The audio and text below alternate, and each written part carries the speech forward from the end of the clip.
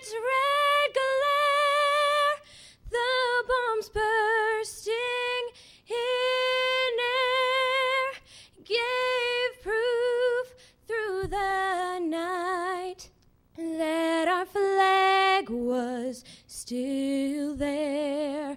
Oh, say does that star-spangled banner yet wave o'er the land of the free and the home of the brave?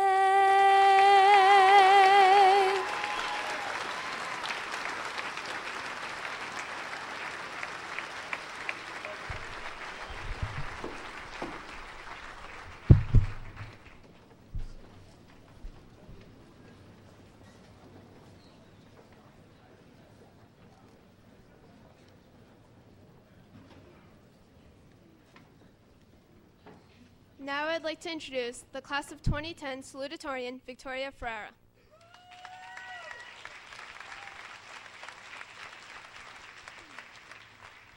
Thank you, Jen.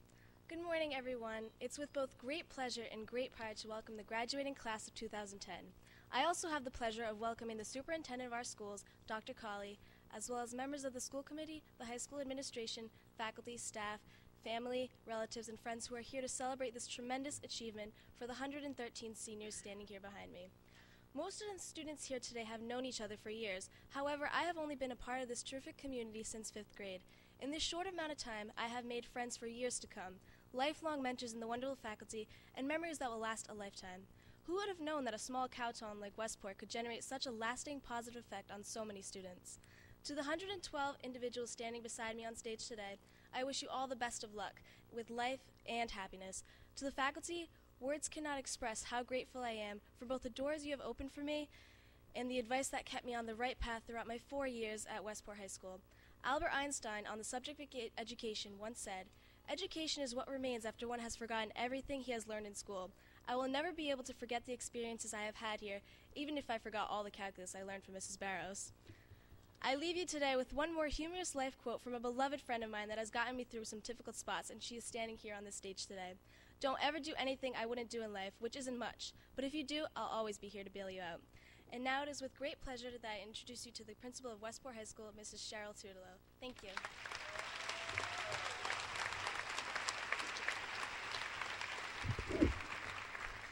Thank you, Victoria, and it is an honor for me to be introduced by a student who earned early decision to Brown University, the future Dr. Ferreira. So thank you, Victoria.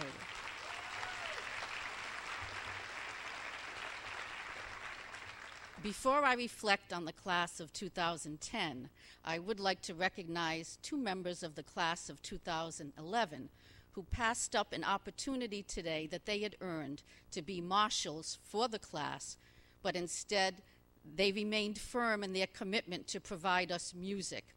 Madeline and Kate McKillop ranked number 1 and 3 in the class of 2011. So thank you, Madeline and Kate.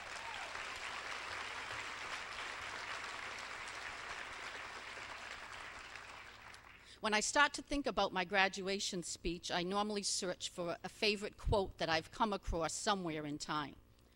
This year, I did not search very far because it came to me from one of the students, Brandon Torres, who reflected on the soccer season in the fall. And this is what Brandon had to say about that he was exceptionally proud to be one of the captains of a fine group of athletes who have very big hearts from a very small town. And I think those big hearts are reflected in many of the senior projects that I'm about to speak to you today. And it is with the permission of all the students that I do mention their projects. What impressed me about the projects this year was that several of the students went beyond research, went beyond the presentation, and actually implemented something they were very passionate about or very concerned about. Allison Lees, along with Oprah Winfrey, decided to take on the challenge of distracted driving.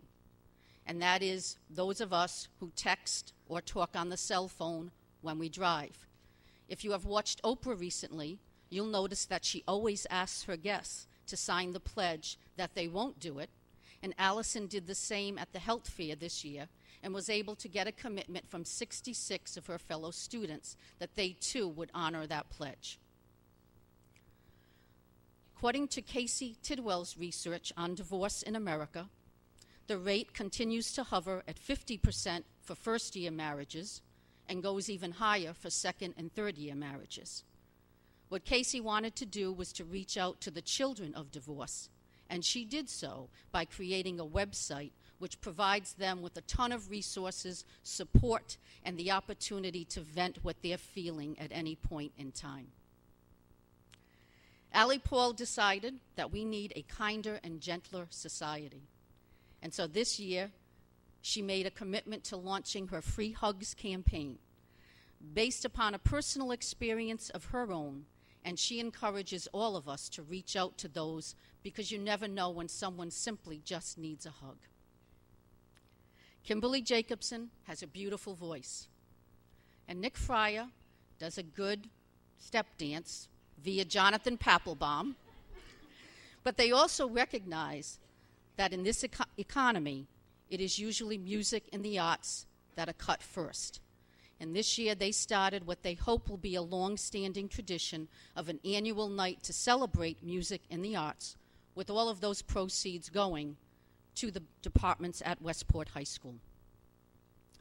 If you have visited the schools or the district's web page recently, you will notice that it is truly a web page now. It's colorful, it works, the links actually function, and the information is accurate. And that's courtesy of Nick Sylvia and Jonathan Gabriel, who spent hours of time bringing that page up to date, and it certainly has helped me out, as I'm sure it's helped any of you out who have searched that. Amy Tidwell experienced a significant loss in her life a few years ago.